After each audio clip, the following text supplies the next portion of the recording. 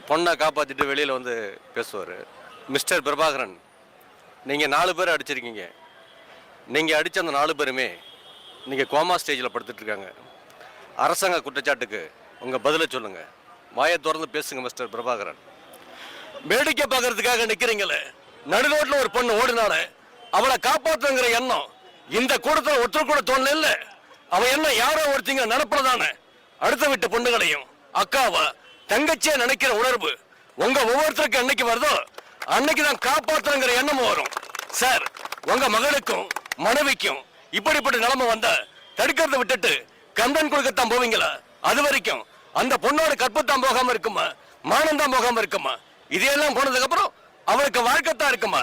பொருள் தொலைஞ்சு போச்சுனாலே கந்தன் கொடுத்தா திருப்பி கொடுக்க முடியாது. நீங்க கற்ப பறி போயிடுச்சுன்னா எப்படி சார் திருப்பி கொடுப்பீங்க? திருப்பி கொடுக்கத்தான் உங்களால முடியுமா?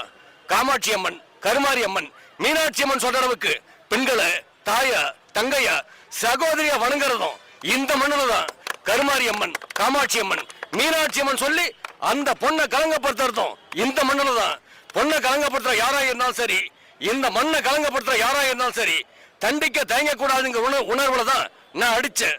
நான் அடிச்சது தப்புன்னு நீங்க நினைச்சீங்கன்னா அந்த தப்பை நான் தொடர்ந்து செஞ்சுக்கிட்டப்ப சார், வீரபத்தனால நம்ம டிபார்ட்மெண்ட்லயும் பக்கத்து டிபார்ட்மெண்ட்ல இறந்தவங்க 160 பேர். அவங்களுக்கும் வீரபத்தனுக்கும் குடும்ப சண்டையா, பங்காளி சண்டையா, இல்ல தனிப்பட்ட விரோதமா? எதுவுமே இல்ல. அரசாங்கத்துக்காக போனவங்க இன்னைக்கு உயிரோட இல்ல. ஆனா அந்த அரசாங்கம் இந்த உயிருக்கு கொடுத்த விலை வெறும் 20,000. ஒரு உயிரோட விலை வெறும் 20,000 இவரான பிச்சைக்காரன